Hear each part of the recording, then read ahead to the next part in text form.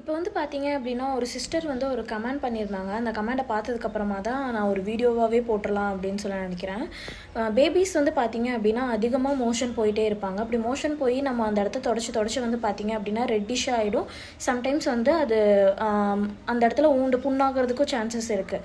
அதுக்கு வந்து ஒரு ஆயில்மெண்ட் நான் யூஸ் பண்ணிகிட்ருக்கேன். அது வந்து டெடி பேரோடது தான்.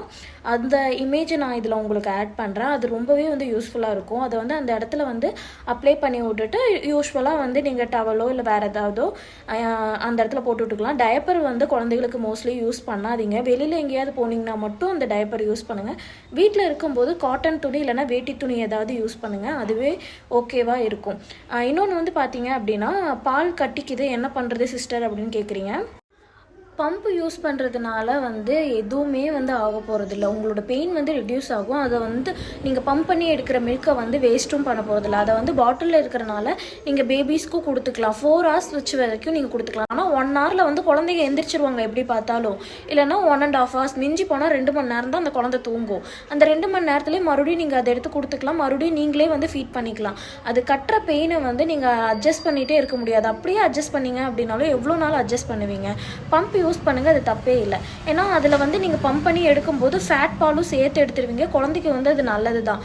தண்ணி பாலை விட ஃபேட் பாலை குடித்தாதான் குழந்தைகளுக்கு வந்து உடம்பு ஊறும் அப்படின்னு சொல்லுவாங்க. ஒரு குழந்தைய பெற்றுட்டு எவ்வளோ பெயின் தான் தாங்கிறது. ஸ்டிச்சிங் பெயின் இருக்கும், பாடி பெயின் இருக்கும், ரொம்ப நேரம் உட்காந்து ஃபீட் பண்ணுறனால முட்டி வலி எல்லா வலியுமே இருக்கும். அதோடு இந்த செஸ்ட் பெயினையும் அந்த பால் கட்டுற வலியையும் தாங்கிறது வந்து ரொம்பவே கஷ்டம்தான். அந்த அம்மாமார்கள் மாமியாமார்கள்லாம் கொஞ்சம் புரிஞ்சுக்கோங்க. ஃபீட் பண்ணுறது வந்து ஈஸியான விஷயம் அப்படின்னு சொல்லி நினைக்காதீங்க. குழந்தை வந்து நீ தான் ஃபீட் பண்ணணும் அப்படிங்கிறது உண்மை தான். நம்ம தான் ஃபீட் பண்ணணும். பட் அந்த பெயின் இருக்கும்போது மேனுவல் பம்பு வச்சு அதை யூஸ் பண்ணுறதுனால எந்த பிரச்சனையும் இல்லை. அதை வந்து அலோ பண்ணுங்க. ஒரு சிலர் வந்து வீட்டில் இப்படி பண்ணுறாங்க அப்படின்லாம் கமெண்ட் பண்ணுறாங்க.